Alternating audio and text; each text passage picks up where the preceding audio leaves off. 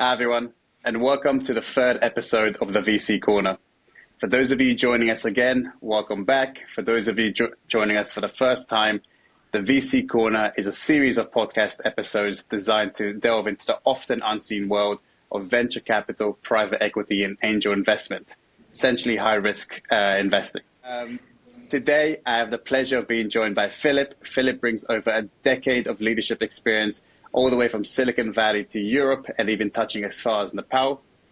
During his time, Philipp has actually worn many hats, from beginning as a finance consultant to his time at Google as a sales executive, and most recently, a partner and talent investor at Entrepreneur First.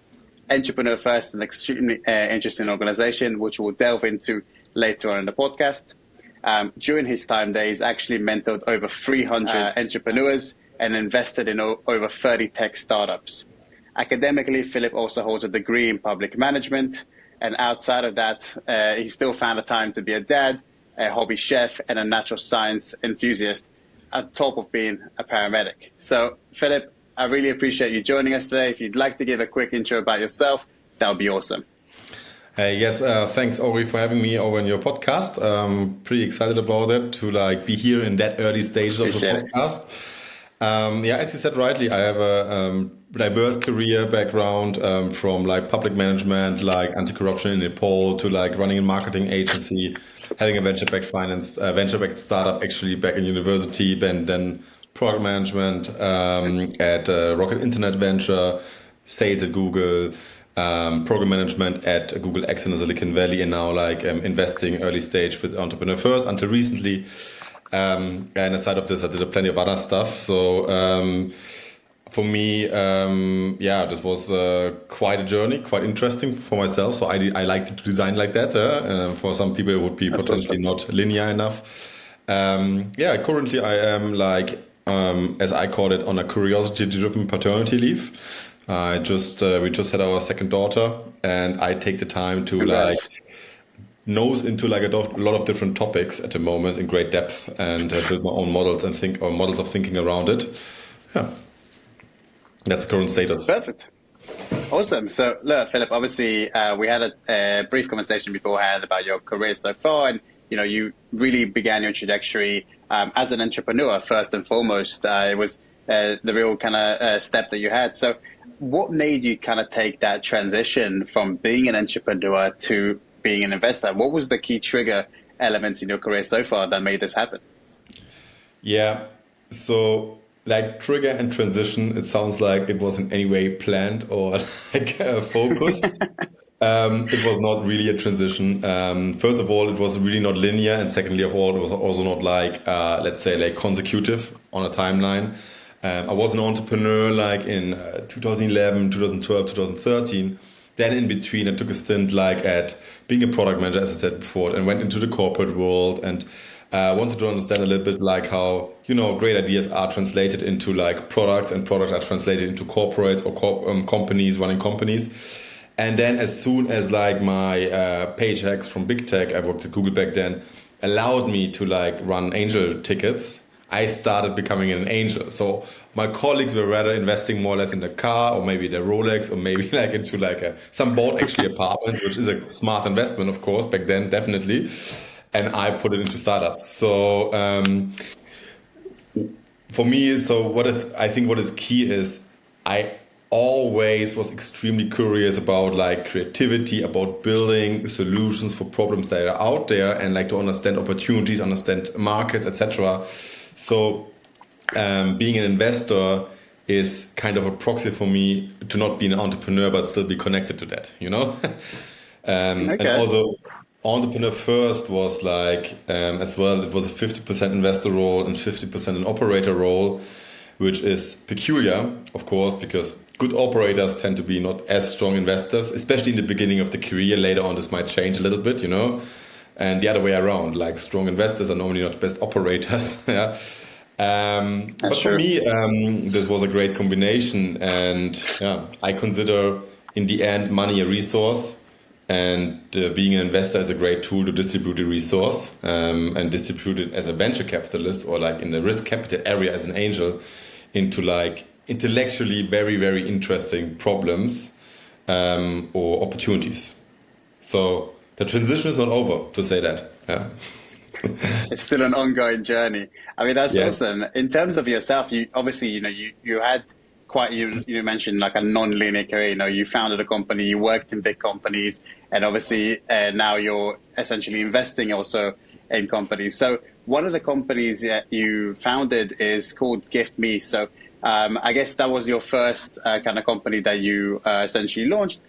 What was essentially the biggest lessons that you think you learned from that venture that maybe you're still applying today, these kind of elements? Yes. So Give Me I think it was the first serious venture. I had a small venture before, which was a marketing agency, basically, selling back then the marketing concept for the first iPhones when the iPhone launched in Germany. Like a group of friends and me, we were the first 30 people that had touched on an iPhone. So were setting marketing concepts for that as well. But so Give Me was the second company, but I think I learned tons of lessons. I made also all the mistakes you can make. And as I said, I was a public management and governance student. But I think the most elementary lessons I have and that I can apply today is the number one is fall in love with the problem and not with the solution. I think this was really, really key. So back then we developed like an application for group giving. Facebook back then, everybody was congratulating each other on Facebook for happy birthdays, but everybody was organizing group gifts online, offline, and we were basically like using the social graph back then, which was really, really open, and plugging ourselves onto your web, on your pin board or however it was called, and asking people to chip in for a group gift. It was an obvious solution. It was literally the first time people transacted money for real goods on Facebook back then. But was I really interested to solve that problem on that scale? Not really. So like at one point there was a motivational issue, I guess. So this is lesson number one, fall in love with the problem, not a solution. And then I think lesson number two is like being smart and intelligent does not necessarily correlate with being a good founder. In that case, I'm not talking about me. Yeah. I met a lot of people who were extremely smart and intelligent and much, much smarter and intelligent than me. Yeah. But like they were like not interested in like having the necessary pragmatism to be a founder. So I think this is like something I observe until today. So being smart and being intelligent, it's a good condition to be a founder, but it's definitely not sufficient. Okay. And do you think these elements kind of shaped your way of thinking differently? Like if, for example, you didn't go through the element of founding, your own companies, do you think your thought process and the elements you'd be thinking as an investor today would be slightly different? Yes, 100%.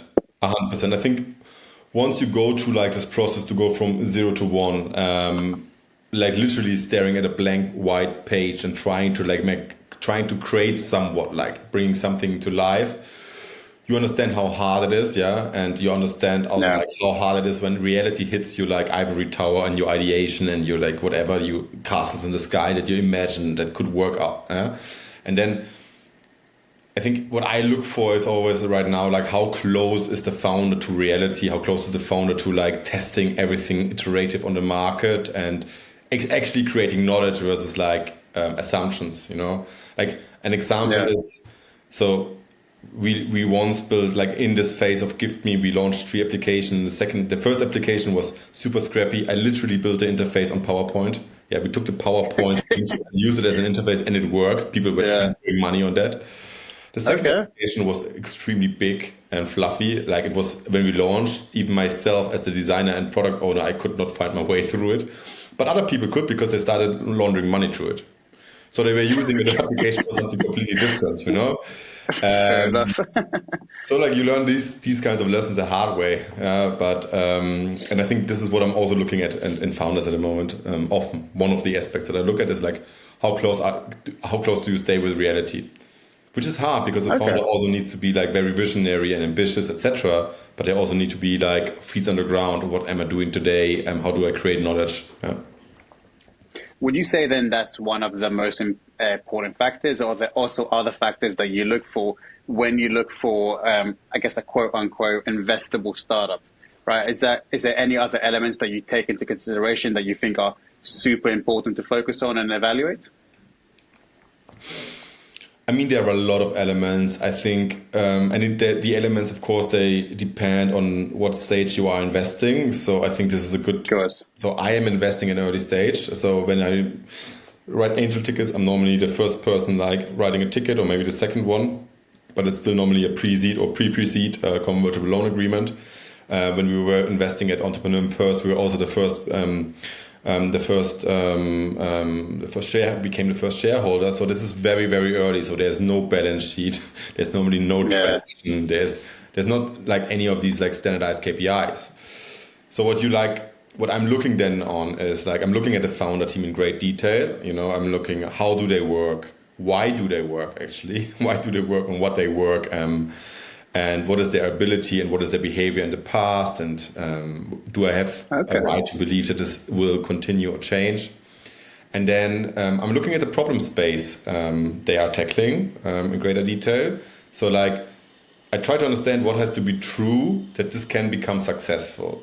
And normally a lot of people always say you have to tackle $1 billion market. And this is true in a way, you know, but like, let's say like there was a market of zero when Airbnb started renting out like rooms, you know.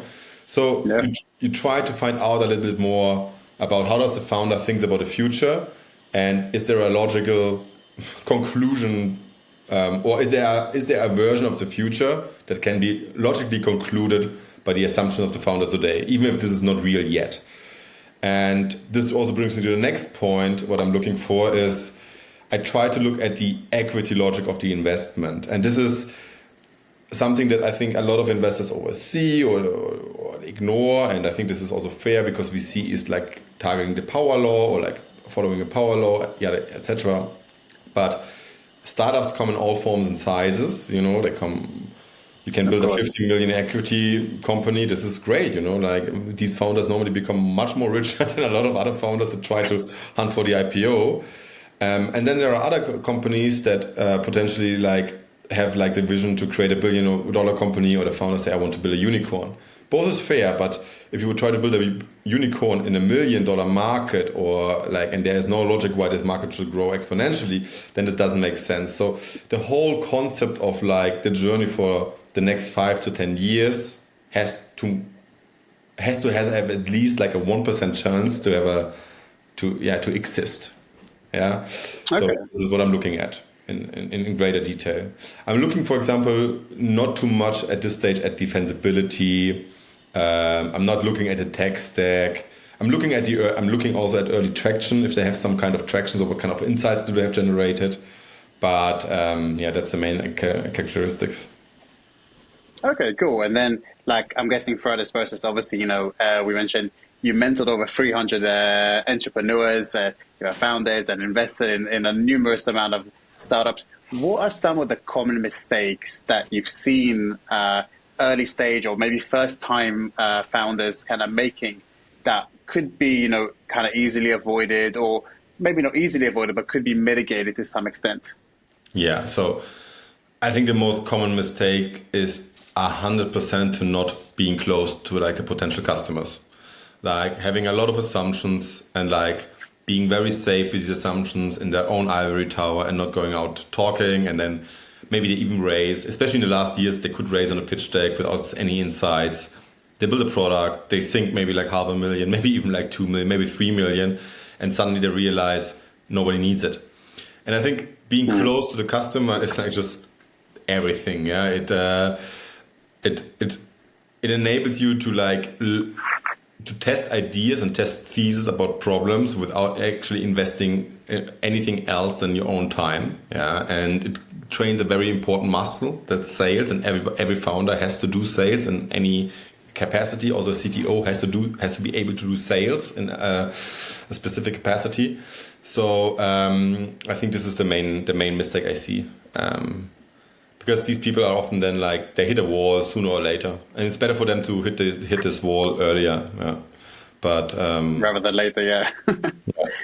Yeah. I mean, these mistakes, I'm guessing you kind of see happen again and again. But obviously, when you're quite involved in these startups, you try to kind of mitigate that element. But in terms of yourself, Philip, one of the things we talked about, and I know you're quite passionate about it, it's talent investing, right? It was actually a topic that was completely new to me, and it's something that I think will be really interesting to kind of delve into. So I guess obviously you'd be the best person to explain it. So if you were to put it essentially into, layman's terms and kind of explain what talent investing is, how would you really categorize it? Yes. So I'm definitely not the best person to explain it, but as we are in a room together, I'm happy to explain it. So I think like Matt Clifford, Alice Banting, they actually invented the whole talent investing piece, or like at least they brought it to life in Europe and brought it into like the 20th century. But talent investing, but by now this is adapted actually by plenty of organizations. Like there's like a lot of small organizations and bigger VCs, accelerators that like use the term talent investing for what they do at a very early stage. But in the essence, talent investing is investing in the potential of an individual before they even have an idea and before they actually have like a team or something like this. And this sounds extremely wild, because like, let's say early stage investing is always considered to be the Wild West, and because there are no KPIs or no like standardized KPIs, and then you go even one step further and you say like you invest into a person, like, I mean, from evolution theory wise, like the human being is the most complex object in the universe, like you cannot boil it down to a balance sheet, and now you say, okay, I'm investing in this person, and I give them money to make something out of it, and I have no idea what they're gonna do out of it. So this is talent investing, basically. And the whole science around like assessing the potential of a person, finding this person, assessing the potential, but also like helping them to like unleash their potential in any kind of way. This is basically talent investing. Exactly. Okay, also, and obviously that's quite drastically different from, traditional venture capital, where typically, individuals with quite a few ideas are going to battle out over, X amount in a fund or a firm to be investing in their elements. So in terms of yourself, obviously, it's purely down to the individual, right? You want to back that person or, group of individuals, and you want to really accelerate them to build something exciting. So what key qualities would you say you're on the lookout for in these individuals that you're particularly working with or looking to work with? Yeah, I think there are different theories. I think I grew up like I got professionalized more or less with talent investing during my time at Entrepreneur First, and there's two dimensions. This is again very clear. It's like ability and behavior. So you assess people on their behavior based on past, based on qualitative interviews, and secondly, you assess their ability. And the ability, and you have several subdimensions. You look. Like, of course, you look how skilled is this person, but you also try to understand how applicable is their knowledge. Do they have like a bias to action, actually to do something rather than only like fantasizing? You look for leadership potential and all of these aspects.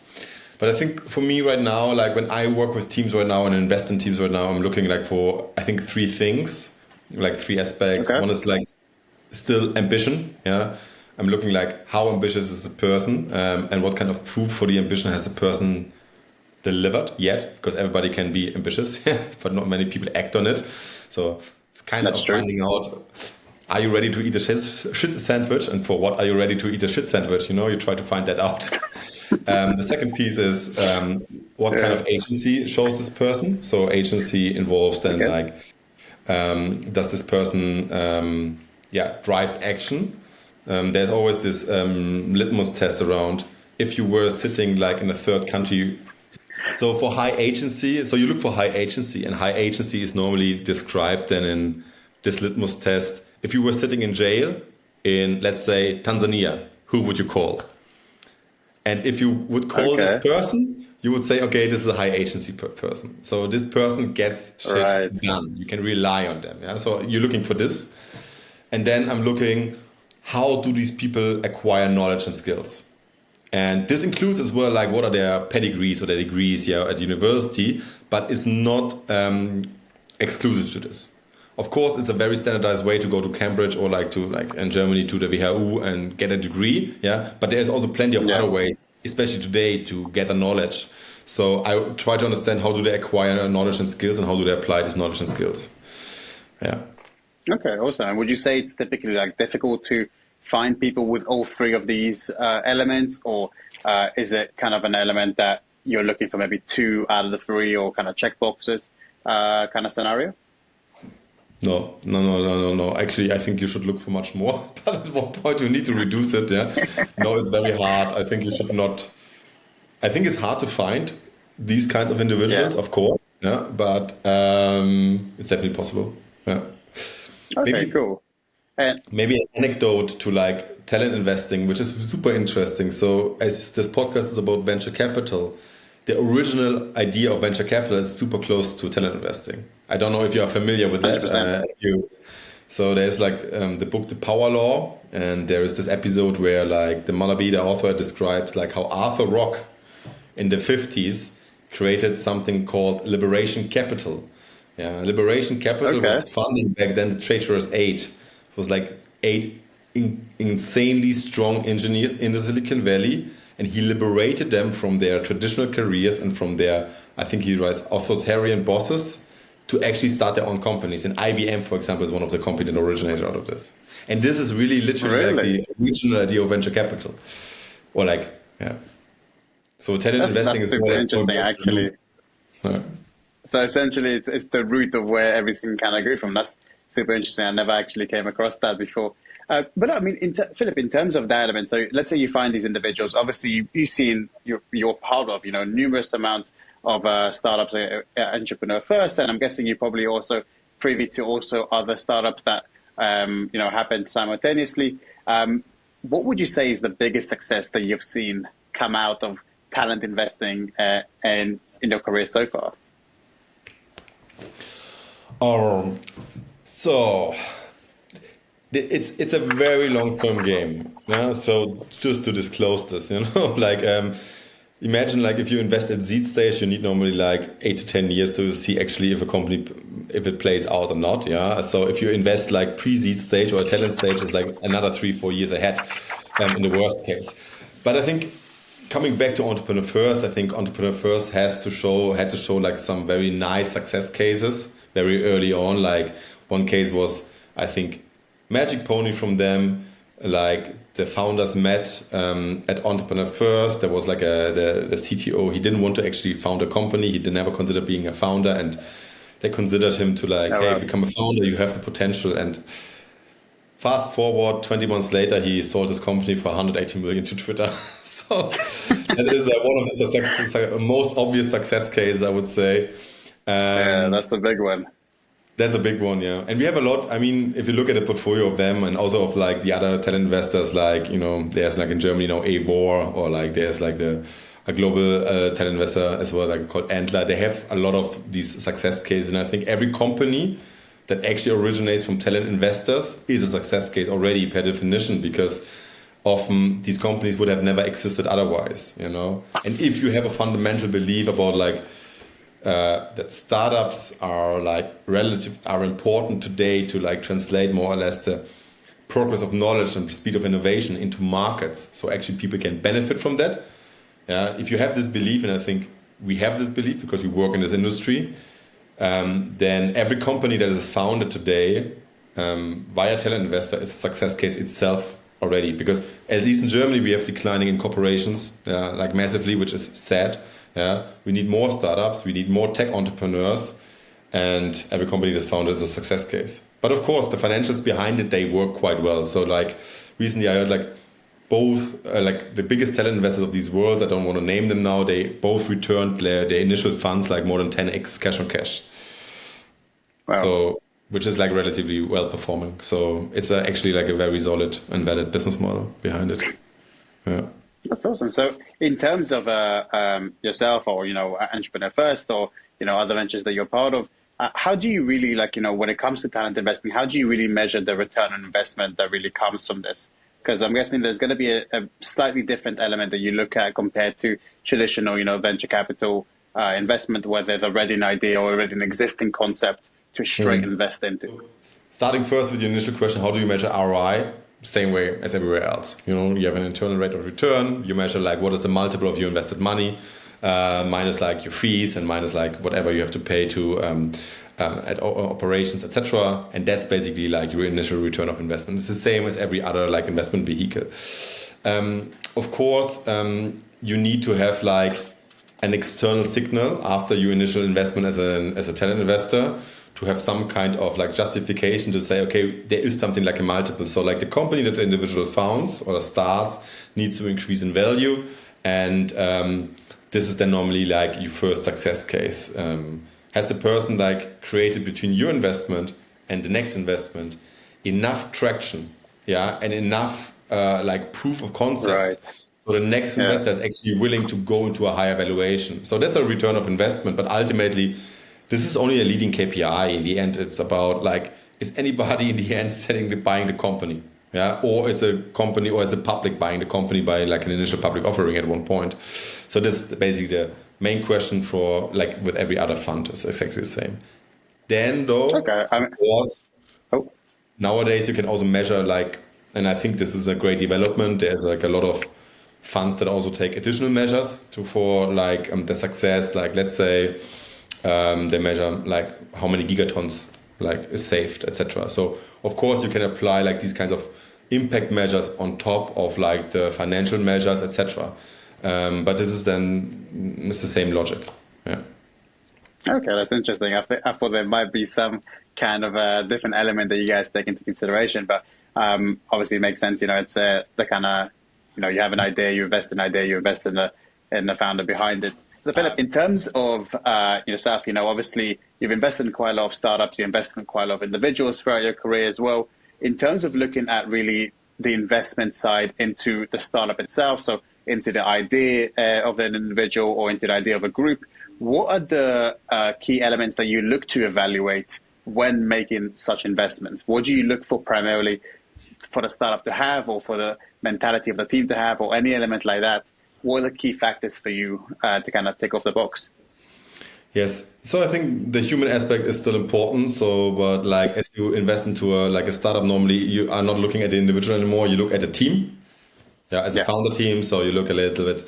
Do they have clear responsibilities? Do they have a good team dynamic? So once you talk to them, like how do they treat each other, etc. Like, and are they complementary in terms of skills?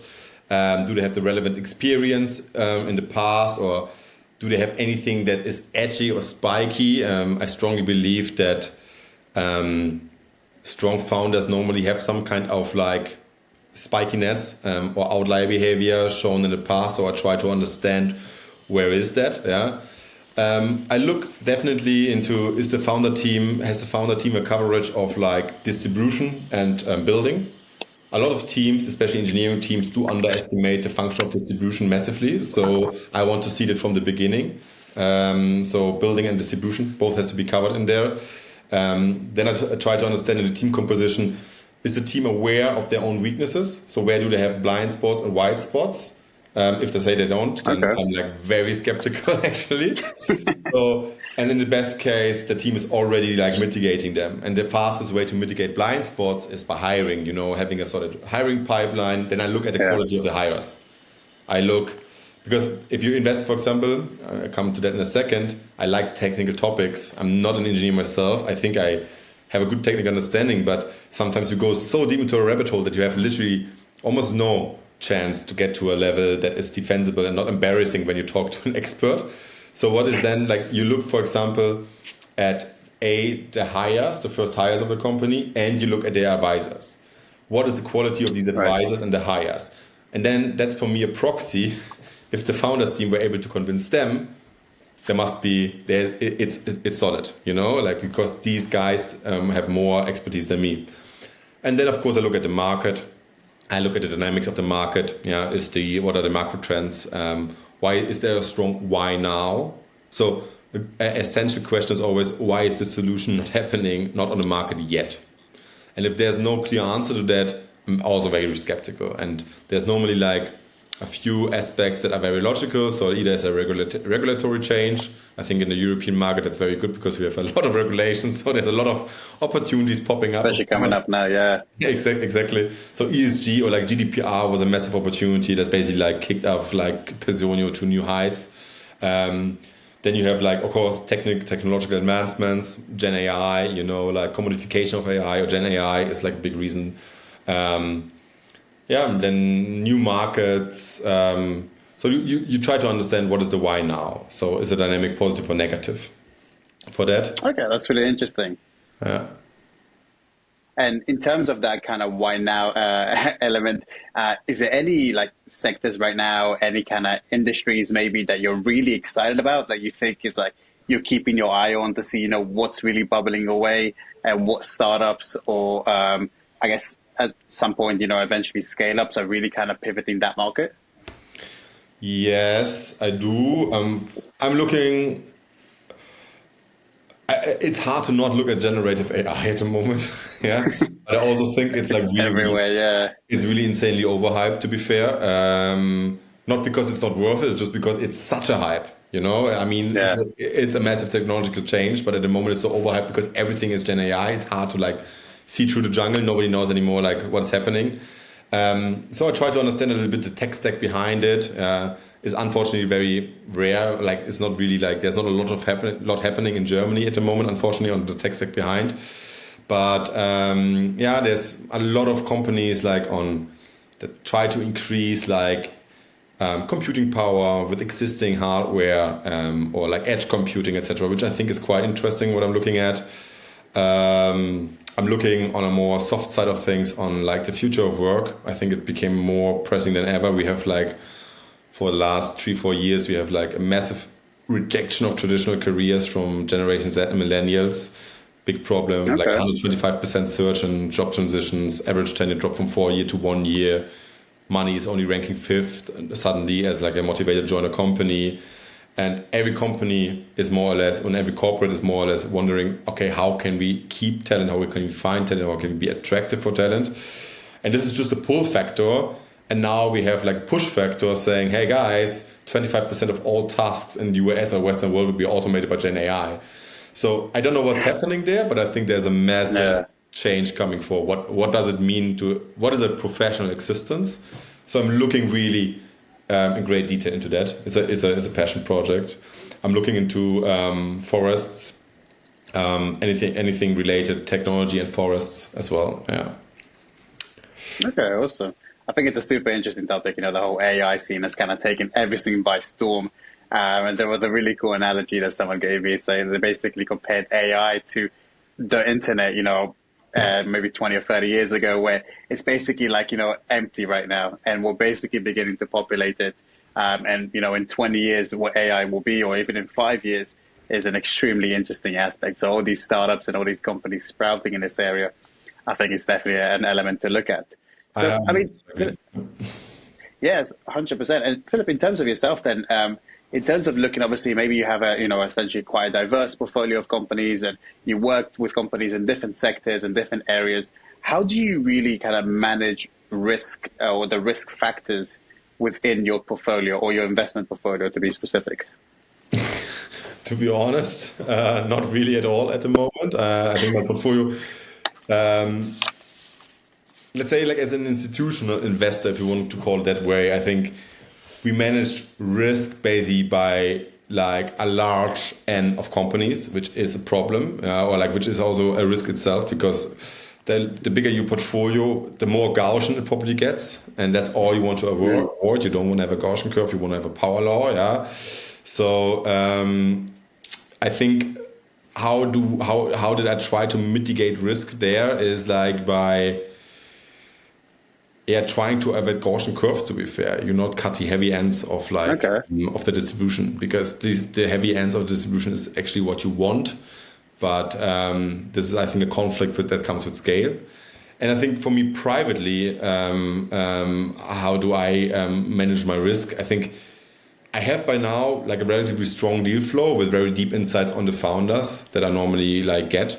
So I literally like invest basically only on like a talent thesis, and also privately, But normally, like I know the founders a little bit longer, or I have like informal information around them. But I went like in preparation of our conversation, I went like to my private portfolio, and I literally saw that every one of these founders had like really strong outlier behavior very early on in their career or in the studies, or they did something that was like very counterintuitive, or achieved outstanding results. So one of the companies I recently invested in, like the founders, the first job they had was basically building up like, and the Russian Zalando, you know Zalando? Yeah, So of they course. built up like almost $1 billion e-commerce company when they were like early 20s. Wow. So it's always literally the people, and the whole assumptions around the market, etc. You only look into, does it make sense logically? Because the worst thing that can happen is that you, as a investor who spent maybe like an hour or like maybe 2 hours like on the deal yet, yeah, that you find the logical holes, or that you can actually really like counter argue and win an argument in that case. And this should never be the case. So, but other than that, I don't manage the risk, to be fair. That's fair enough. And in terms of your kind of background, Philip, obviously we mentioned in the beginning, you worked through quite a non-linear career. One of your stops in your career was actually at Google and Google X. A lot of people have this perception around Google and how working at Google is, and life at Google, how it, it kind of shapes an individual as well, propelling them forward in their career. What would you say your kind of perception from working at Google and Google X was like? Yes. So while I was at Google, I wasn't sure it was propelling me forward, actually. But I must say, like, once you leave Google, you understand like how excellent this company is set up and what you just learn by just being there. And I think one of the biggest, most important thing that you also can learn as a leader is just like the culture, like also just around like diversity and inclusion, around fairness, and around like also data-driven decision making, like how deeply it's ingrained, and the transparency of leaders. So it's unbelievable. It's unseen in Google, and like seeing like a lot of other companies, you're just sometimes quite shocked and like baffled about like the level of transparency, and also like how unprofessional communication is handled in these kind of companies. And Google does an excellent job there. Excellent. I mean, this starts with like Larry and Sergey. They were, I think, until 2016 or something. Every Friday, they stand 2 hours on stage and asking every single answer about like the company. And back then, the company already made like 120 billion revenue a year, and they still did find time for that. Wow. And absolutely there were no like no-goes. You could ask everything. So this is just like pretty exceptional. And on Google X, I think it was just like exceptional engineers and thinkers, and like the ability to move between macro and micro was like impressive. I've never seen that again.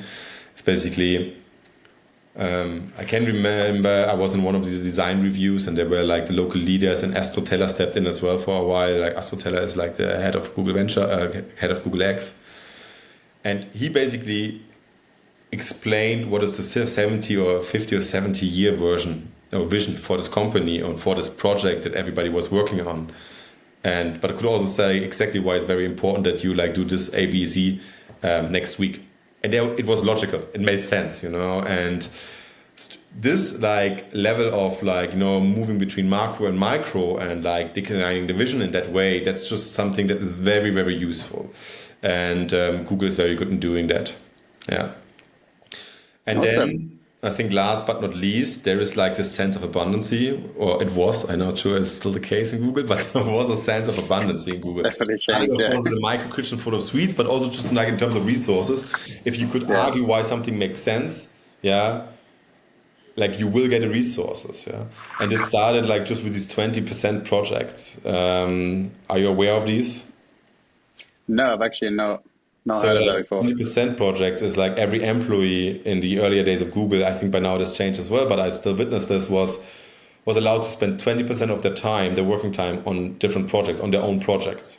And a lot of Google innovations actually originated from these projects. I think Google Maps, for example, is one of these.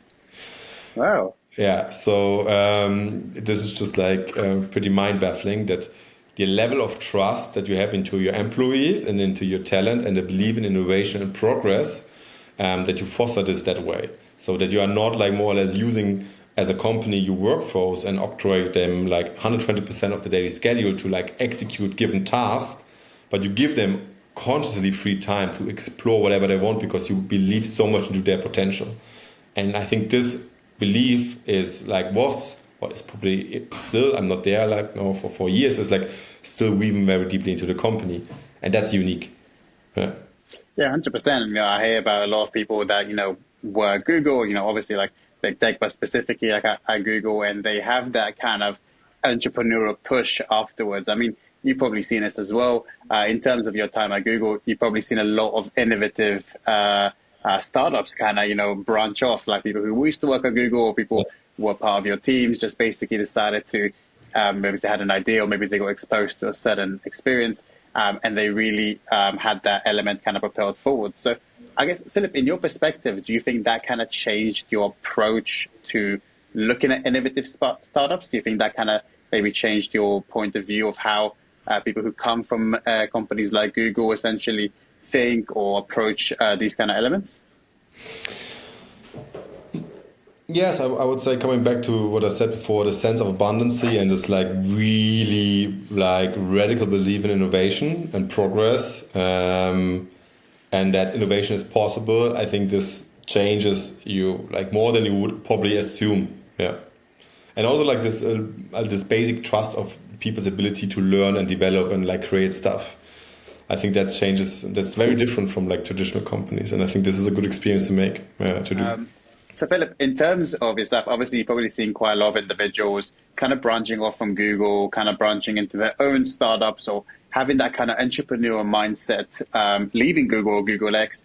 Do you think that kind of changed your point of view when investing in startups or looking at individuals who leave big tech or specifically Google? So I think, first of all, the people who leave Google, I have a lot of respect for them. The people who leave Google to start something on their own, I have a lot of respect for them because they leave a golden cage. Okay. So they leave like pretty like safe life, with a pretty good career and very, very nice work environment to start something on their own. So this kind of determination is already like pretty impressive from my point of view, to be fair. And secondly, yes, I think I would like to invest like in people that had like a impact in a Google product or Google, yeah, because what you can rely on is often that they have like just like a very strong tool set of management tools, of like they went through like solid performance management. They have like pretty high standards of like doing stuff or getting shit done. So probably not all departments, as it always the case, but like on the engineering department, work department, etc. I think it's I would say it's like it's a good indicator. Yeah. It's a good school. No, I think that's also, there's a lot of individuals I've actually spoken to, and you hear some of the ideas that flow around, after leaving such companies, and I think it's definitely an interesting element to look at and also, explore as an investor from your perspective. So, Philipp, from your perspective, then kind of going back to that element, as an investor, you mentioned obviously you're an investor, you're also an advisor. How do you make how do you distinguish between the two? When do you decide to be purely an investor? When do you decide to also become an advisor to a startup? Or do you always have a combination of both?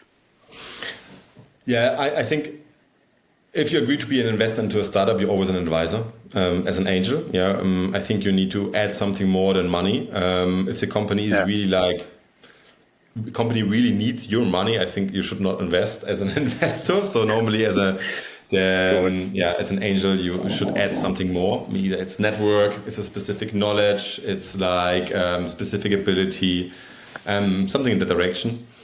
But when I decide to be an advisor and not an investor, I think then the risk profile of this company is just like too odd for me, or the risk return profile is just too odd for me. So this is, for example, if a company is tackling like a crowded 100 million market, 50 million market, and there is no like very positive dynamics around that this market is supposed to grow or lift off. I would say, hey, and I like the founder team a lot. I would say, like, guys, happy to be an advisor and no shares or whatever, but like just support you on your journey, because it's a small ecosystem, and in the end, they need support, and normally it's pretty fun to work with them as well. So like if there's a personal connection, I'm happy to do advisory, and if my schedule allows, to be fair as well. Yeah, 100%. I think it's an interesting element. Most of the time when, especially like young startups, first time founders, they need to rely on their investors, experience and mentorship, as well to hopefully, avoid certain pitfalls or certain mistakes that they could have made. So Yeah. in terms of that kind of element, so when you're looking at startups, once you find, a startup that you like or individuals that you're like, I want to back these guys all the way, what's the due diligence process that you typically go through? Like, what do you want to see from them and what do you want to kind of have a look at, making sure that it is the right investment to invest in? So normally, like if I get a relative. So I have a lot of inbound deals that just pop up, and normally, to be honest, like if they are just anonymous, I don't find often the time to look at them, etc. If they come by a recommendation, I definitely look at them. If it's a market I understand, I directly look at the team, etc., and I look at the pitch deck, and I will decide if I want to have a session with them, etc. If it's a market that I don't understand, but I like the team, I probably reach out to like a friend who's investing in that space or like who is an expert in that space. Or I ask ChatGPT occasionally as well and ask, okay, what are the axes actually that this space is developing? Yeah. What should you watch out, etc. So what are macro dynamics in the space? And then normally I go into like a first conversation with the founders and ask them for a pitch.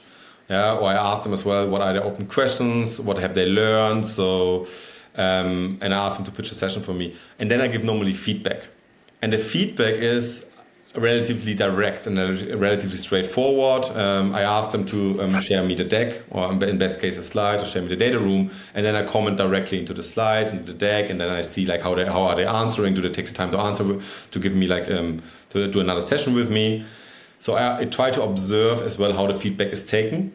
And then I try to understand, like maybe in a week later, if we have the time, I do another conversation with them. And then I want to just understand, like, what did they manage in the last week? Because like at this early stage where I'm investing, the most important thing is like the rate of development, so the productivity of a team. And for that, you need at least 2 points in time that you can observe. And the first time is pretty skewed because the first time you don't know exactly how much time have they invested in the pitch.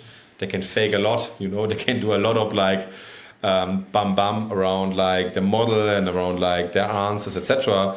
But if you then have a second session like a week later and you ask, okay, what happened in this week and nothing happened, then this is normally like not so cool. So you try to like have more than one observation points. Okay. And in terms of that process, so I don't know obviously about yourself, but some investors like to invest, with other investors, or you mentioned, sometimes you're not the first person to write the ticket, sometimes you join a later round potentially. So how do you really kind of approach, co-investment? Do you like going in with other investors, or do you prefer to invest, by yourself and, kind of back the ideas that you really like?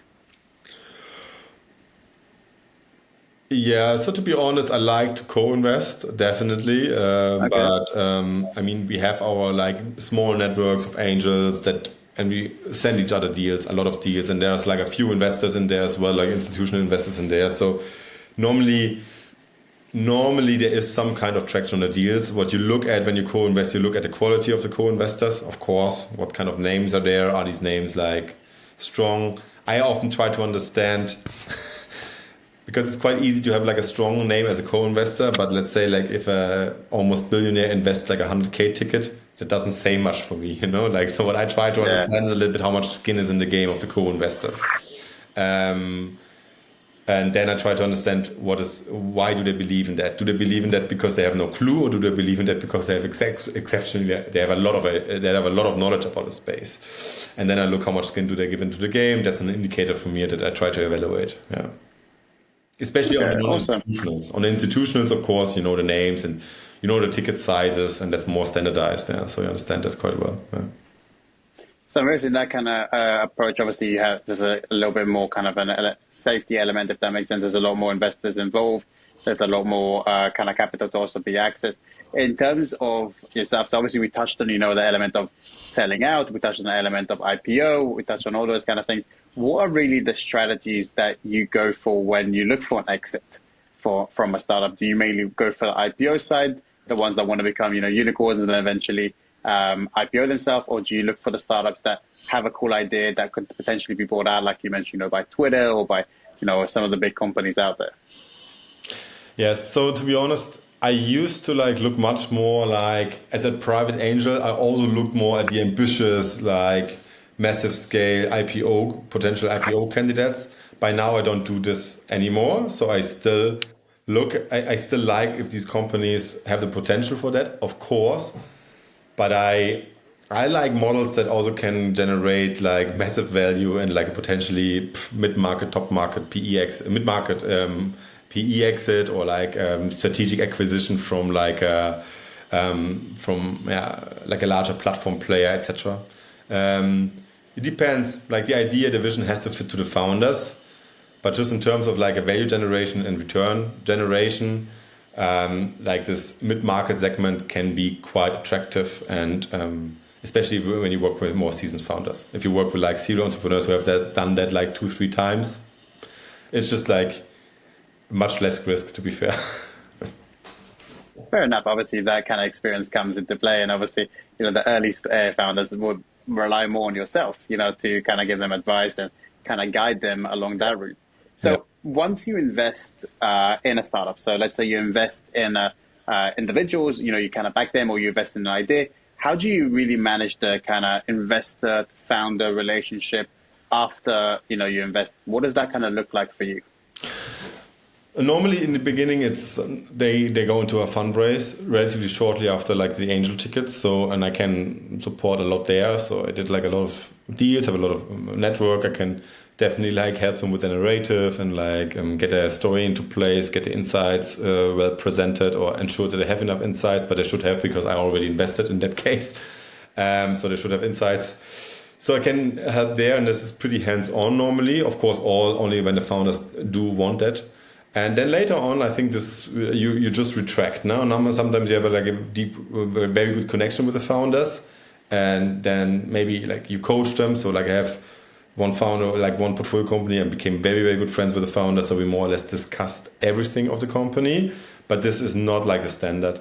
The standard is basically you are always on WhatsApp. Maybe you have a Slack channel together. You always work on market access. So you always have if you're a networker, you always get access to potential clients, to potential partners. So you do double opt-in intros between them, and I think you act more or less as a unofficial BD support, and then for ad hoc questions you step in. Yeah. Awesome. It's quite interesting to see, obviously, the diverse elements of how potentially you interact and how different people can interact with their portfolios and the founders they invest in. So, Philipp, obviously, in terms of your stuff, you've been exposed to pretty much a global ecosystem of startups, from pretty much all regions, the major regions, obviously being Silicon Valley and Europe. How do you think these startup ecosystems kind of differ themselves in different geographical areas? Yes, so I think you have different ecosystems already in Europe. Even Europe is pretty fragmented. Even on a smaller scale, even in Germany, you have different ecosystems, which is interesting. Yeah. So let's go from macro to micro. So I would say, what is the biggest difference between Silicon Valley and Europe is Silicon Valley is basically one massive big hub with lots of history and with a almost fully working ecosystem. So you have a talent influx system via Stanford University and Berkeley, etc., which is which are top universities, which are very closely connected to venture capital, strong research departments, and the transfer from research department to actually founding a tech company is very, very easy and very quickly. You have the early acceleration programs, you have the product market fit programs like Y Combinator, you have programs that foster people long time before they want to be a founder, actually, so there's really a full funnel from individual to becoming a founder to becoming an exited founder to become an investor is in a very, very dense ecosystem reflected, which is great. Yeah. And there's of course a different mentality about massive risk taking, also on deep tech innovation. So it's very, very different to Europe. If you compare this to Germany, first of all, I mean, I think until recently, only like 11% of people under 25 or under 30 said they want to become founders. Yeah, so there's not this massive acceptance of like being a founder and like failing forward to create a career as an entrepreneur. This changes slightly over time. Also, engineering and business is pretty much separated in Germany. Until recently, like we had significantly more like business founders than engineering founders in Germany. I think like last year or the year before, actually, technical founders overcame business founders for the first time. Really? In Germany, yeah, in total numbers, or new total numbers of new incorporations. Wow. Yeah, and then of course, like the capital that is deployed in Germany is still much more risk averse than the capital in the US. So, for example, when we had companies that we were preparing for the US fundraise versus the Europe fundraise or German fundraise, we had to completely rewrite the decks, like the slides. We had to retrain the founders on like investor communication, etc. Because in the valley, you basically start with like a massive, bold vision about how you change the future. Yeah. So if you, for example, like this is a real story, you tell like, okay, I want to double human lifespan, then you have the attention, you know. But if you say, yeah, you want to develop a new drug to increase life expectancy, nobody is going to listen to you. And I think this is true, like in the ecosystem, and I think this makes something as well with like the visions of like the people, or like the visions that are allowed to enter like the venture capital market. So the visions that you see like in Germany, they are relatively sober normally, which is kind of funny because like there's top tech talent. The talent that comes from Germany is definitely comparable to the talent that is in Stanford, etc. The problem is only like that it's like when they want to become a founder, they leave Germany and they go to Stanford for the post PhD, etc. Because then they have already access to the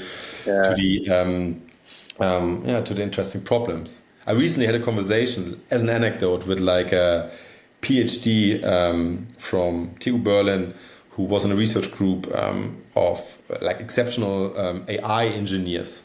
The research group, he said, like considered I think 5 to 6 people. And all of them wanted to work in Germany on AI topics, and none of them found a job. None of them found a job that was interesting enough to get them. So all of them work now for US companies, in the Valley, and are based in Germany. Some are even based like in East Europe on a US salary, which is great, But I think this is kind of scary as well. So this is a difference. The level of ambition and the level of ambition and the level of boldness and risk-taking is just like a different game over there. Point. Yeah. In Germany, we sometimes had investors telling us that the founders, the very ambitious technical founders, are too ambitious. And there is simply nothing like too ambitious in the Valley. Yeah. That's interesting. Yeah, I think there's definitely, at least from clients that I've had or individuals I've spoken to, there's definitely a bias from an investor's perspective to look at the US in that kind of element. So there's definitely that kind of side to look at, startup ecosystem as well that startups kind of create in the US compared to Europe, even though, Germany is now becoming, in the last 10 years especially, a startup capital, right? There's so many startups sprouting, but there's still that kind of higher risk element for investors looking at startups within Europe compared to the US. I mean, in terms of your kind of perspective, Philip, do you think, having an international kind of look at that kind of ecosystem, do you think it poses more challenges, or do you think it kind of opens more opportunities? What kind of elements do you think are really important factors to consider?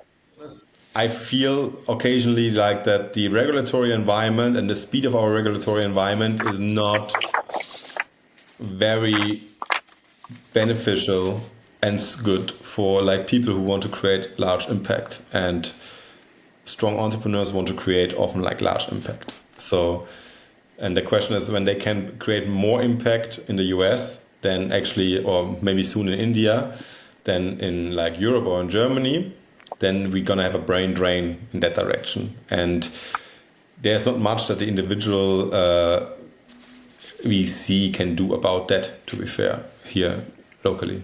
Okay. I think it's a risk. I think it's a massive risk at the moment. Yeah, I think it's definitely an interesting element. So in terms of yourself, kind of looking at specifically the Berlin startup scene. We mentioned, Berlin has pretty much in the last 10 years exploded in terms of entrepreneurs and investments and, everything alike. It's really becoming like a startup capital. There's startups sprouting across all industries within Germany, but also obviously, Berlin kind of looking at that. What's your perspective on that? Do you think that trajectory is going to continue? Do you think there's going to be elements we're going to see slightly differently? Obviously, since it's quite a new element for Germany to explore. I do believe that the Berlin ecosystem had like a very, very strong run in the last years, and it's still very attractive for international talent. But I think there's a lot of very interesting and more ambitious innovation happening now in Munich. Also, Munich overcame Berlin last year for the first time in incorporations, but per 100,000 inhabitants. But I would say, like as a VC, you look at trajectories, and the trajectory of Berlin is not as steep as the one in Munich. So I think this is quite interesting. Yeah, definitely. There's a lot of startups sprouting. Actually, I'm working with quite a few startups now in Stuttgart, and there's a lot of cities that are now essentially starting to hub themselves in different kind of parts of Germany, where it used to be purely, if you want to have a company, you want to incorporate a new startup, it used to be go to Berlin and essentially incorporate it there. Exactly. I think Berlin has to reinvent itself to be fair, like to stay attractive over time. I think they is still cool, still attractive, and it's like a fantastic city, but to stay attractive over the next 5 to 10 years, I think they have to reinvent and find a new model, because Berlin got so big because of like the early Team Europe ventures and Rocket Internet, who like were specialized in copying business models from the US and then deploying them in Germany. And they were basically all incorporated in Berlin, most of them.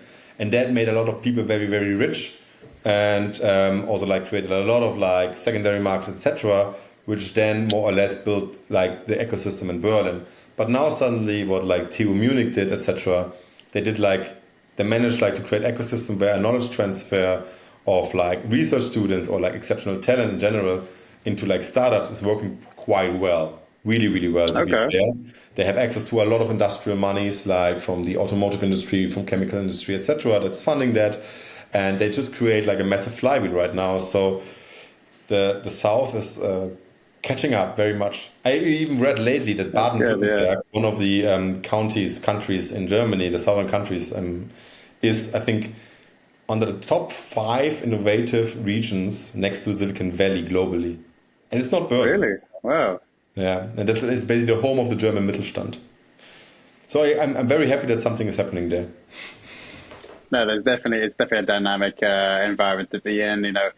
Germany as a whole is a super interesting market to keep an eye out, generally in the startup scene. So, Philipp, in terms of yourself, obviously we kind of talked through the beginning till, where you are now and the kind of things you're doing now and perspectives you have. I guess one thing is that really kind of interests me, and I love to kind of find this out from individuals. Throughout your career, you've probably spoken to a lot of influential people. You've spoken to a lot of very smart people. What would you say is the best piece of advice someone gave you, either at the beginning, middle of your career, or where you are now, that you've received so far? The single best piece of advice. If you have one. The single best piece of advice I would say is something around trust your gut feel, to be honest. Okay. I mean, your gut feel is basically your own unsupervised machine learning system, that digests much more signals that you can actually consciously understand. So if there's something, and you should trust it. It guides you normally the right way, to be fair. I totally agree with that. I totally agree with that concept. I think trusting your gut feeling is always an element to kind of keep in mind. And in terms of yourself, obviously, you have a crazy busy schedule. I'm guessing in terms of, the portfolio companies you're managing, the personal stuff you have. How do you kind of manage your work-life balance? Obviously, it's quite a big topic for a lot of people now, kind of making sure there's an even balance between, work and personal life.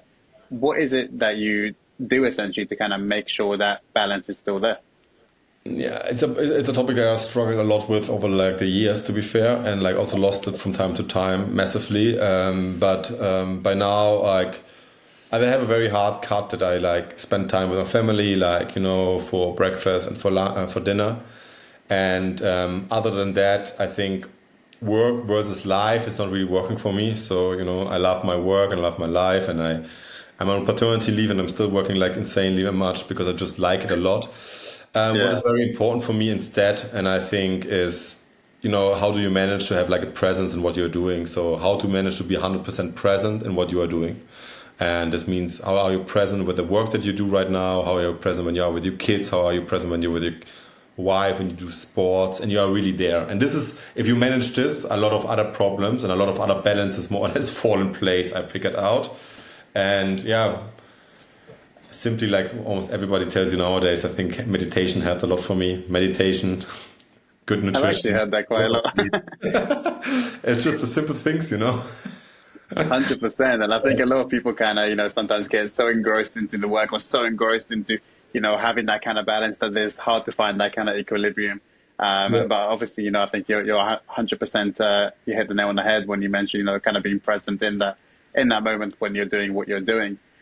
So, I mean, in terms of this is also kind of a question I love to kind of see. If you were to describe, your investment philosophy in just one word, what would that be for you? People. It's all about people, only people. Nothing else for me. I think we got that element through the conversation we've been having so far. No, but that's awesome. Obviously, I think, it's definitely a way to look, when you back the people that have the idea and you really back the individuals, I think that's the way to go forward. Yeah. But also, how does it impact people? I think if you understand this, it's in the end, I think for me, that's the key. That's what I strive to understand, what I want to understand better and better every day. Yeah. No, that's really interesting. So in terms of that kind of side of things, in terms of kind of having that perspective, is there any kind of like resources and or books or any kind of elements like that you've read in the past or essentially seen that you think would be really like, useful, beneficial for entrepreneurs or investors as well, like stuff that you've kind of benefited from? 2 books and a few essays, I would say, but it's Disciplined Entrepreneurship. The book about effectual entrepreneurship is, from my point of view, really, really good. I would say read the Almanac of Naval Ravikant, the founder of AngelList. He just gives you like a very good set of priorities, and he gives you like a very good advice on how to leverage yourself and how to productize yourself. I think this is really, really key in today's environment. And then basically all the essays of Paul Graham are just fantastic thinking and really, really life-changing advice for aspiring entrepreneurs, to be fair. I think that's definitely good resources and good tools. I think there's so many things out there, especially coming out now, for people who have been there essentially and done that, that kind of element, and they give so much advice in these elements for founders and investors, and it's definitely like resources that they can leverage off of. I guess one really interesting thing that I'm really curious to find out from you, Philipp, I'm guessing you have something that you kind of always thought about, like maybe it's a startup that you've seen that you potentially maybe had a chance to invest, or maybe a startup that you wanted to invest into. What would be essentially like a startup that you wish you invested into, whether it's while you were an investor or even before that? So I think a startup, if I would have had a chance back then, I would have had a chance if I would have pushed for it. I would like to invest in a Selvera. They try to bring more or less more transparency into carbon accounting, carbon crediting. And what I find really, really fascinating about them is like how they develop like deep technology on like measuring like how forests actually work and how carbon is stored in forests, etc. And then they develop really novel tech. And I think I would just like to have like an unfair channel, an inofficial channel into like this kind of realm of technology, because I believe like that forests will be one of the most relevant and important and anyways, but also like valuable assets within the next 20 years. And then I want to understand how we like technologize them. And I think they're doing a pretty good and pretty important job there. Yeah. That's really interesting. It's not really a topic that you really hear too much about.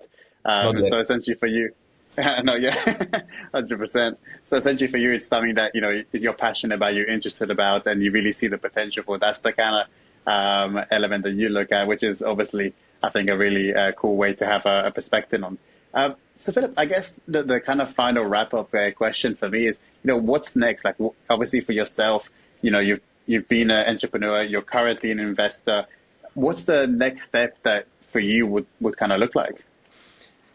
Yes, so as I said before, I do have a non-linear career, and I really like this. So at the moment, I take time to explore different fields with different teams, and also try to find new ways of working and try to expand my mind into like areas that I did not yet understand, especially in terms of working, which is interesting. So I would say that I will land on like the topic of forests or the topic of people, Okay. in an venture building capacity or an investor capacity. No, that's awesome. That's really interesting. It'll be really interesting also to kind of see, the exciting things that you do next. I think there's obviously stuff for us to kind of keep an eye out for. But look, Philipp, I think this has been an extremely interesting episode.